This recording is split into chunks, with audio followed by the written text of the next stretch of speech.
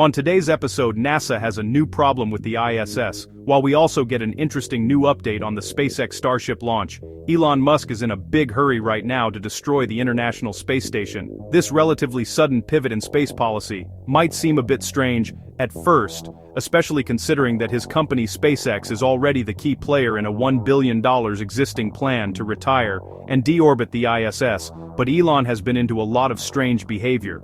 Recently, NASA released their detailed plan for ISS deorbit in the summer of 2024, which maintains station operations up to the year 2030, at which point the station will be abandoned, and the orbit will be allowed to decay naturally. It's going to slowly fall back down, and this will go on for another year using the station's propulsion system to guide the equipment down in a controlled path, then for the final push down into Earth's atmosphere and ultimate destruction of the ISS.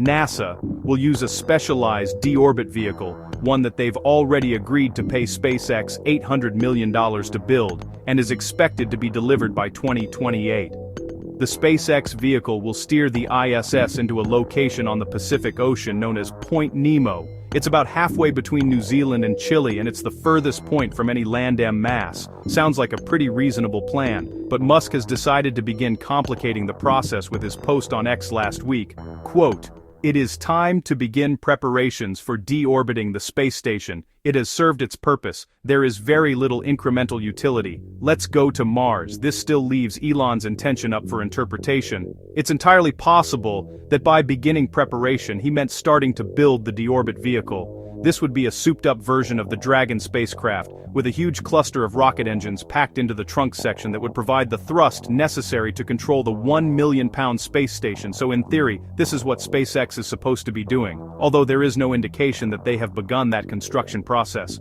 Then we have Eric Bearer of ARS Technica asking Elon to clarify in a follow-up, "Are you suggesting that the ISS be deorbited prior to 2030?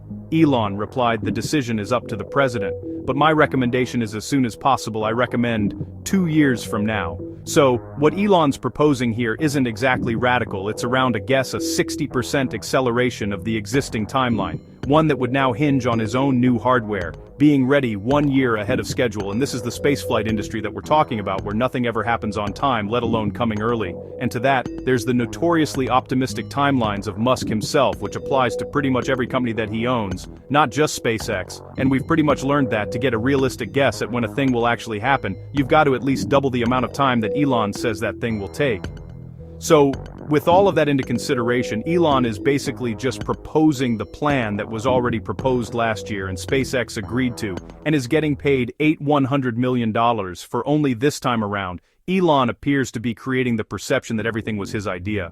It's also worth noting that there are already many contracts for ISS operation up to the year 2030 that have already been signed and paid for by NASA and private entities, almost all of which are contracted to SpaceX.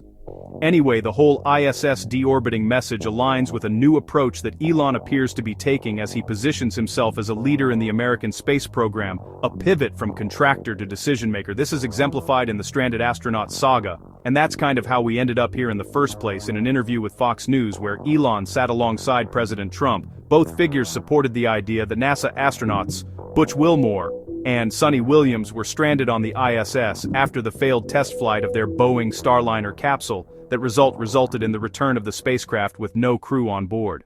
The stranded narrative has been pushed very heavily by media all around the world, while both NASA and the astronauts themselves have pushed back on that categorization, basically saying that everyone involved is well aware of the perils of human spaceflight, and with each mission, they expect the unexpected. Butch and Sonny also pushed back on assumptions that they were either dying of boredom or of malnutrition by completing a 5-hour spacewalk on the station in January.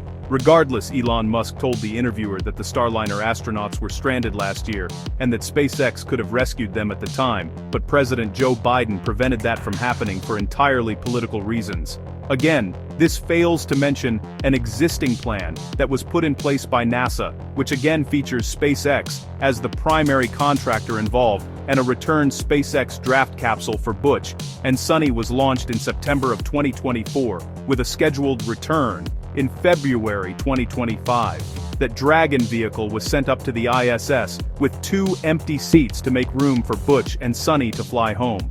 Butch and Sonny's Dragon did not return in February as originally planned, not because of Joe Biden, but because SpaceX had problems with the manufacturing of a new Dragon capsule that would send new crew members up to replace the crew members who are coming back down, since Elon didn't include any of this context in his statement about the rescue operation. It could in a way be perceived as being deceptive to a wider audience, who are very unlikely to know any of the details that we've just laid out here so far. That's how European astronaut Andreas Mogensen seems to have perceived Elon's statement, and he expressed that in a post on X, writing, "What a lie." Elon responded hours later by writing, quote, "You are fully R-worded. SpaceX could have brought them back several months ago. I offered this directly to the Biden administration, and they refused return, was pushed back for political reasons." Idiot Mogensen is a Danish astronaut who served as commander of the ISS in 2023 and 2024, where he was also the pilot of a SpaceX Dragon capsule. In the past, Mogensen has served as flight engineer of a Soyuz mission to the ISS as well. American astronaut Scott Kelly described Mogensen as, quote, "one of the most honest, trustworthy and honest people I've ever met." So it would be safe to say that Mogensen is in reality neither mentally disabled or low IQ, regardless. Kelly's defense of his fellow astronauts, saying that Mogensen does not deserve the kind of disrespect contained in Musk's insult, also attracted attention from Elon, who responded to Kelly, quote, "Yes he does. He's an idiot who publicly attacked me despite having no idea what actually happened. By the way, your brother claims to be independent, but is just a donor." Chill 2 hours after lashing out at both astronauts, Musk announced his accelerated timeline for destroying the ISS. So I don't know, man, I'll let you make of that whatever you will. But meanwhile, SpaceX has completed their investigation into the unscheduled destruction of the Starship upper stage on the company's 7th test flight of their new rocket system. The results support initial information from SpaceX and Elon Musk that a propellant leak in the liquid oxygen system caused a buildup of pressure in the area above the engine heat shield and below the bottom of the oxygen tank. This is known as the attic, an area that is supposed to remain unpressurized during flight. This leak occurred 2 minutes after the Super Heavy booster's hot stage separation. 2 minutes after the leak began, there were sustained fire raging in the attic section. This fire triggered controlled shutdown sequences on all but one of the Starship's engines. This fire ultimately led to a loss of communication with the ship. SpaceX writes that contact with Starship was lost prior to triggering any destruct rules for its autonomous flight safety system, which was fully healthy. When communication was lost, the vehicle was observed to break apart approximately 3 minutes after loss of contact act during descent. Post-flight analysis indicates that the safety system did trigger autonomously, and breakup occurred within flight termination system expectations. So, that's interesting in that a fire at the bottom of the ship was able to knock out the communication system that is known to be in the top of the ship, and apparently this gigantic rocket was on fire and flying out of control through space with no communication to the ground for 3 minutes before it finally exploded itself.